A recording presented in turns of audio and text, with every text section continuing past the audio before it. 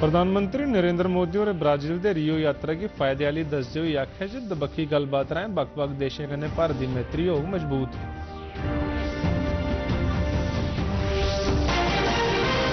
श्री अमरनाथ जी की यात्रा के पहले दिने दौरान 93,000 शा मते श्रद्धालुओं मत्था टेकिया।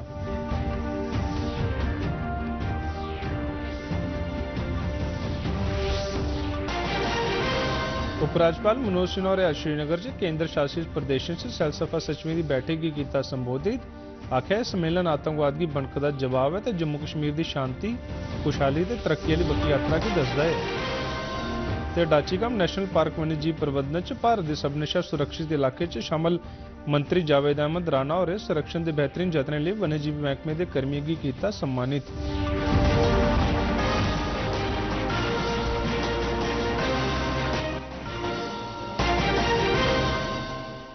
नमस्कार, मैं साहिल बडियाल ते डोगरी खबरें तुंदा स्वागत है। प्रधानमंत्री नरेंद्र मोदी होरें आख्या जे ब्राजील दौरे दौरान रियो का चरण बड़ा गै सार्थक रहा है। सोशल मीडिया पोस्ट राहें उन्हें आख्या जे ब्रिक्स शिखर सम्मेलन दौरान कई मुद्दे पर तफसीली गलबात हुई। उन्हें ब्रिक्स की प्रधानता दौरान ब्राजील के राष्ट्रपति ते ब्राजील की सरकार आसेआ कीते गेदे कम्मकाज की भी सराहना की। उन्हें आख्या जे विश्व नेताएं कन्नै दबक्खी गलबात राहें बक्ख-बक्ख देशें कन्नै भारत की मैत्री बधाने च मदद होग। ब्राजील च भारत के राजदूत दिनेश भाटिया होरें आख्या जे दोनों देशों बश्कार 4 समझौते पर दस्तखत होने की उम्मीद है। After 57 years that the Prime Minister of India is paying a state visit to Brazil.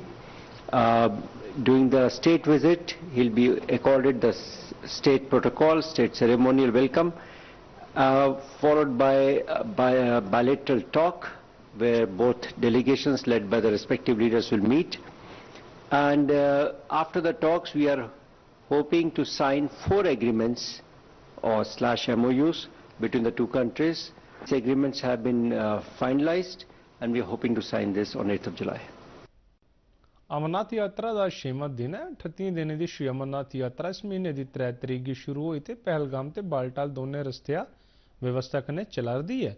पिछले 5 दिनों दौरान तकरीबन 93,300 श्रद्धालुओं पवित्र गुफा च हिमलिंग के दर्शन करी लेते हैं। यात्रा दौरान किए गए प्रबंधों पर देश विदेश थमां आए दे श्रद्धालुओं बड़ा मता संतोख ते खुशी जाहिर की है।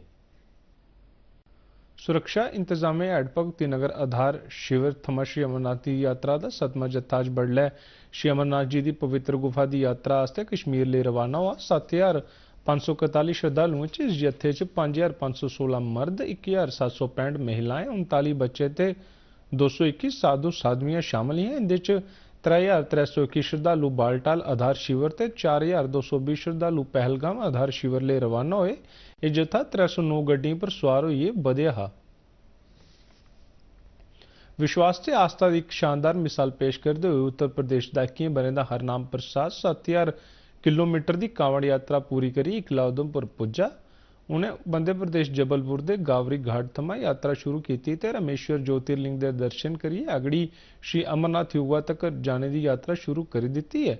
लगातार 105 दिन पैदल चलने बाद हरनाम 6700 किलोमीटर का पैंडा तय करिए उधमपुर पुज्जा। उन्हें अपने कन्नै पवित्र देवस्थाने च चढ़ने आस्ते सुच्चा जल आंदे दा अपने अनुभव के बारे बोलते हुए उन्हें आख्या जे उन्हें थोड़ी रस्ते च उसी किसी किस्मत की कोई दिक्कत परेशानी पेश नहीं आई। उन्हें और दूसरे श्रद्धालुओं के भी बिना डर त्राह दे श्री अमरनाथ यात्रा करने की अपील की थी। अमरनाथ की पद यात्रा कर रहा हूँ और ये कांवड़ यात्रा में जबलपुर गौरी घाट मध्य प्रदेश से भरी है, जिसकी दूरी 1700 किलोमीटर की है। और ये पहली बार ऐसी कांवड़ है जो आ रही है, बाबा बर्फानी जा रही है जो नंदेश्वर महाराज पे चढ़ेगी। नहीं, कोई कष्ट नहीं, बहुत बढ़िया सुविधा। भी लखनपुर से लगा के अमरनाथ तक पूरा बंदोबस्त है, कोई दिक्कत नहीं। आराम से आइए आप लोग, और जो बचे हुए दिन है आप लोग भी आइए, आराम से भर के आइए, बाबा के दर्शन करिए आनंद से। कोई दिक्कत नहीं, कोई संकोच नहीं भाई। कश्मीर बिल्कुल चमकता धमकता बाबा की नगरी है, आप लोग आइए। श्री अमरनाथ जी की यात्रा आले यात्रुओं की साफ सुथरे ते ईमानदारी वाले रस्ते की यकीनी बनाने लिए जम्मू कश्मीर के ग्रामीण साफ सफाई वाले निदेशालय से आदमी ते मशीनें की तैनात करी एक जबरदस्त सरिस्ता तैयार किया गया है। जनरल रूरल सैनिटेशन विभाग के निदेशक मुजब रस्ते च 5,613 शौचालय ते स्नानघर बनाए गए हैं, जिंदे च 2,920 पहलगाम ते 2,693 बालटाल के रस्ते च न। इंदे कन्नै 7,361 सफाई कर्मचारियों की साफ सफाई लाया गया। दोनों रस्ते पर ठोस कचरे ते निस्तारण वास्ते 15 संयंत्र भी लाए गए न। साफ सुथरी ते पर्यावरण के अनुकूल यात्रा की बढ़ावे लिए कठुआ थमा पवित्र गुफा थोड़ी एक बड़ी संचार मुहिम भी शुरू की गई है। उपराज्यपाल मनोज सिन्हा होरें श्रीनगर से सैलसफा सचिवें के सम्मेलन की संबोधित किया। उन्हें आख्या जी सम्मेलन आतंकवाद की बनकदा परतता ते जम्मू कश्मीर के अमन तरक्की ते खुशहाली आली बखी अगे बढ़ने की दर्शाता है। उन्हें अगे आख्या जी प्रधानमंत्री नरेंद्र मोदी की अगुवाई च जम्मू कश्मीर की तरक्की हुण रोकिया नहीं जा सकती। सैलसफा का जिक्र करते हुए उन्हें अगे आख्या जी पिछले कुछ बरें च जम्मू कश्मीर च सैलसफा के खेतर च जबरदस्त तब्दीली आई है। इसके अलावा रिवायती सैलसफा वाले सर्किट की भी और मजबूत करिए सैलसफा का विस्तार किया गया है। उन्हें आख्या जी जम्मू कश्मीर केंद्र शासित प्रदेश के हर हिस्से च सैलसफा के फायदे की लोगों के जीवन च तब्दीली आनने लिए पजाया जा करता है। सम्मेलन च केंद्रीय सैलसफा मंत्री गजेंद्र सिंह शेखावत और भी मौजूद है। नापाक प्रयासों के बावजूद आगे भी फलते फूलते रहेंगे। ये भी सच है कि ईश्वर ने और प्रकृति ने जम्मू कश्मीर पर वाकई बड़ी मेहरबानी की है। मैं मानता हूं कि अब वह दिन दूर नहीं है जब चारों तरफ शांति होगी और धरती का यह स्वर्ग पूरी तरह से आतंकवाद से मुक्त होकर टूरिज्म सहित विभिन्न क्षेत्रों विभिन्न सेक्टर्स में अपने पोटेंशियल का पूरी तरह से उपयोग कर सकेगा। जम्मू कश्मीर में टूरिस्ट की संख्या में लगातार वृद्धि हो रही थी। जहां देश में पिछले 5 वर्षों में करीब 2 करोड़ 14 लाख से 13 करोड़ कुछ टूरिस्ट आने शुरू हुए। मैं समझता हूं उस अनुपात में अगर देखें तो जम्मू कश्मीर की वृद्धि नेशनल एवरेज से काफी ज्यादा थी। उपराज्यपाल मनोज सिन्हा और प्रधानमंत्री टीवी मुक्त भारत अभियान की जम्मू कश्मीर च लागू किए जाने लिए किए जा रहे कम्मे कार्रवाइयों की अज उच्च सतह की बैठक च समीक्षा की। उन्हें टीवी रोग का अगेतरे पता लाने के बेहतर इलाज पर जोर पाते हुए इस रोग बारे लोगों च जागरूकता आनने वास्ते बक्ख-बक्ख तरीके के मीडिया का इस्तेमाल करने पर भी जोर भरिया। उपराज्यपाल और डिप्टी कमिश्नर की आख्या जो अपने अपने इलाके च जागरूकता मुहिम शुरू करन ते एदे च इलाके के धार्मिक नेताएं, सेहत कर्मियों, खिडारियों, प्रमुख शहरदारें, स्वयंसेवी समूहें ते सामाजिक कार्यकर्ताएं की भी कन्ने रलान तां इस रोग कन्नै जुड़े दे भरम भलेखे की दूर किया जाई सकै।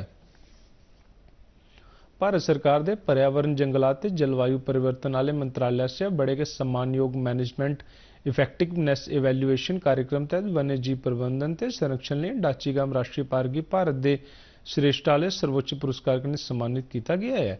इस महकमे के मंत्री जावेद अहमद राणा और अज वन्य जीव विभाग के अफसरों ते अमले की जम्मू कश्मीर के संरक्षण वाले इलाके की सांभ संभाल ते रख रखाव वास्ते शानदार काम करने लिए डाचीगाम च आयोजित एक कार्यक्रम च सम्मानित किया। उन्हें डाचीगाम की देश का सारे को मता संरक्षित क्षेत्र बनाने लिए विभाग की सराहना की। मौके पर मंत्री और वन्यजीव शोध ते सिखलाई केंद्र ते विभाग के अफसरों वास्ते संबंधित कानूनों बारे एक रोजा लाजमी सिखलाई कोर्स का भी उद्घाटन किया।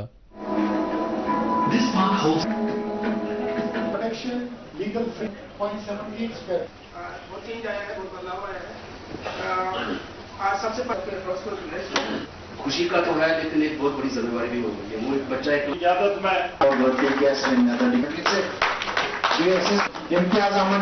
नेशनल लेवल पे नेशनल पार्क जो डाचीगाम का है फर्स्ट रैंक पे आई। हमें इससे बैठ जाना नहीं चाहिए बल्कि हमारे जितने भी दूसरे नेशनल पार्क और हमारे वाइल्ड लाइफ सेंचुरीज हैं वहाँ भी हमें काम करना है। ये एक प्रेरणा मिलती है और एक हम काम करने वाले लोगों का उनको बूस्ट होते हैं वो और काम करने का एक मौका मिलता है। तो मुझे उम्मीद है इंशाअल्लाह ताला आने वाले टाइम में इससे ज़्यादा हम काम करेंगे। खजाना मंत्रालय तहत आर्थिक सेवाएं के महकमे ने साफ किया है जब प्रधानमंत्री जनधन योजना तहत नई सक्रिय बैंक खाते की बंद करने बारे कोई हिदायत जारी नहीं की गई। ये बयान उन्हें खबरें दे चलते आया जिहदे च मीडिया का एक वर्ग दावा करा करता है जी सरकार ने इस चाली के जनधन बैंक खाते बंद करने लिए आख्या है। एक सरकारी जानकारी च खजाना महकमे ने दस्सिया जी जिहड़े खाते सक्रिय नहीं है उनके उपर तक रखी जा करती है जे बैंकिंग की सलाह दी है जी वो खाता धारकों को जाइए उन्हें कि अपना खाता सक्रिय करने लिए आखन। सैलसफा के केंद्रीय मंत्री गजेंद्र सिंह शेखावत और आख्या जे 22 अप्रैल की पहलगाम के बैसन ग्रां च होए दे आतंकी हमले के बाद कश्मीर च सैलसफा ते प्रति पटरी पर आने के साफ संकेत लभन लगी पे। उन्होंने आख्या जे जम्मू कश्मीर प्रशासन ते केंद्र सरकार की रली मिली कोशिशें कन्नै जनता का बसा भरोसा परतिए बहाल होआ है। श्रीनगर के शेरे कश्मीर इंटरनेशनल कन्वेंशन सेंटर च सैलसफा सचिवें के राष्ट्रीय सम्मेलन दौरान पत्रकार सम्मेलन की संबोधित करते हुए मंत्री होरें आख्या कि केंद्र के समर्थन कन्नै जम्मू कश्मीर सरकार यात्रियों ते सैलसफा कन्नै जुड़े दे हितधारकें च विश्वास बहाल करने च मदद करा करदी है। प्रधानमंत्री उनके सलाहकार तरुण कपूर होरें जम्मू कश्मीर कन्नै जुड़े दे बक्ख-बक्ख खेत्तरें दे विकास आस्तै समीक्षा बैठक की। श्रीनगर च लग्गी दी इक उच्च स्तरीय बैठक च तरुण कपूर होरें बक्ख-बक्ख प्रमुख विकास परियोजनाएं दे महत्व, उंदे होने दी समय सीमा ते मौजूदा स्थिति की जानकारी दी। इस दौरान NHAI, NHIDCL ते सीमा सड़क संगठन आसेआ जा करदे सड़क बुनियादी ढांचे की भी समीक्षा की गई। इसके अलावा जम्मू ते श्रीनगर के एम्स परिसर उपर भी विस्तृत समीक्षा हुई। हरित भविख के नजरिए कन्नै सलाहकार होर PM सुरक्षा घर मुफ्त बिजली योजना तहत सौर पहलें का जायजा लेता है। इन योजनाएं गी बिजली विभाग ते जम्मू कश्मीर बिजली विकास एजेंसी आसेआ चलाया जा करदा है। इस दौरान डल झील की स्थिति पर भी चर्चा हुई ते पानी की गुणवत्ता च सुधार ते झील के पारिस्थितिक तंत्र की संतुलित बनाए रखने आस्तै मौजूदा प्रस्तावित सीवेज ट्रीटमेंट प्लांट बारे भी समीक्षा की गई। नौजवानें च स्वरोजगार बधाने के मकसद कन्नै मिशन युवा स्कीम तहत जम्मू के 6 लाभार्थियों की डिप्टी कमिश्नर सचिन कुमार वैश्य होरें मंजूरी पत्र अज सौंपे। इसका मकसद आउंदे इक दहाके दौरान सालाना 1 लाख लोकी कारोबारी इकाइयां स्थापित करते हुए नौजवानों आस्तै रोजगार ते 10 लाख मौके पैदा करना है। DC जम्मू होरें आख्या कि इस सरबंधै च जागरूकता कार्यक्रम लोआए जा करदे न। अजे तोड़ी 34 मामले गी मंजूर किया गया है। स्कीम के लाभार्थियों सरकार का आभार जताते हुए आख्या जी एह्दे कन्नै उनेंगी अपने कामकाज शुरू करने ते आत्मनिर्भर बनने च मदद होगी। काम शुरू कर दिया है और अवेयरनेस प्रोग्राम कर रही है। साथ ही साथ जितने भी हमारे आइडेंटिफाई हुए हैं जो एंटरप्रेन्योर हैं तो उसमें केसेस भी आना शुरू हुए हैं। तो अभी तक हमने 34 केसेस अप्रूव भी कर दिए हैं और आपने देखा कि आज सैंक्शन लेटर भी 6 लोग को यहाँ दिया गया और हमारे ऐसे 10 केसेस अप्रूव्ड है जिनको सैंक्शन लेटर उनका हो चुका है। क्योंकि प्रोग्राम था तो उतने लोग किया गया। अब ये नैनो एंटरप्राइज की कैटेगरी में है जिसमें 10 लाख से कम का जो अमाउंट है उस पर वो एंटरप्रेन्योर अपना बनेंगे।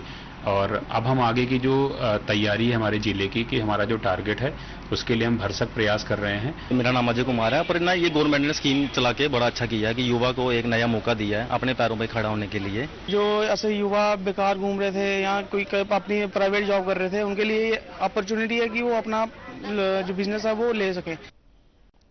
पुंछ के उच्च शिक्षा अधिकारी के दफ्तर च मयूर समग्र स्टोर च अज बडलै अग लगी जाने कारण कई महत्वपूर्ण दस्तावेजों को नुकसान पुज्जा। शिक्षा महकमे के एक अधिकारी तारिक अहमद ने इस नुकसान की तस्दीक करते हुए आख्या कि कई महत्वपूर्ण दस्तावेजों के फकूई जाने का मता नुकसान पुज्जा है।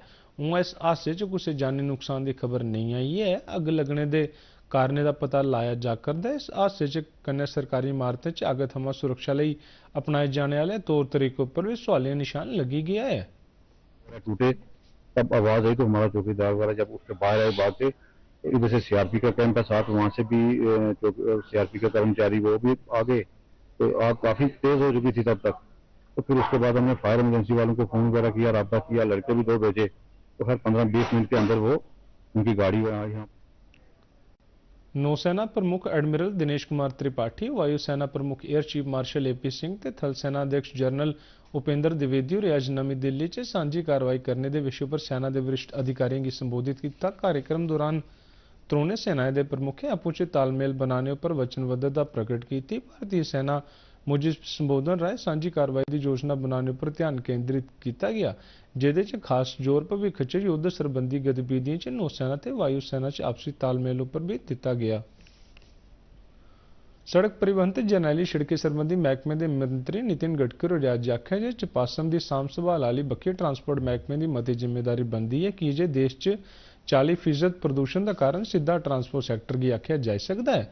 फरीदाबाद नोएडा अंतरराष्ट्रीय हवाई अड्डे कॉरिडोर पर एक पेड़ मां के नाम 2.0 के तहत वृक्षारोपण मुहिम के दौरान अपने संबोधन च मंत्री होरें आख्या जे बूटे लाना हर नागरिक की नैतिक जिम्मेदारी बनती है। उन्हें बांस के इस्तेमाल च बाधा करने लिए भी जोर भरिया। अल्पसंख्यक मामले के मंत्रालय हेठ भारतीय हज कमेटी ने अज 2026 लिए दरखास्तें का काम मंगलवार आधिकारिक तौर पर शुरू कर दिता है। ਇਹਦੇ ਲਈ अर्जियां सरकारी हज पोर्टल http.hajcommittee.gov.in उपर ऑनलाइन तरीके कन्नै या फिर हज सुविधा मोबाइल ऐप राहें भी 21 जुलाई तोड़ी आवेदन दिते जा सकते हैं। ये आवेदन शा पहले इच्छुक हज यात्री की मार्गदर्शन वाली सभी हिदायतां ध्यान कन्नै पढ़ी लैने की लोड़ है। इसे कन्नै डोगरी खबरें दा बुलेटिन समाप्त होआ। दियो इजाजत, नमस्कार।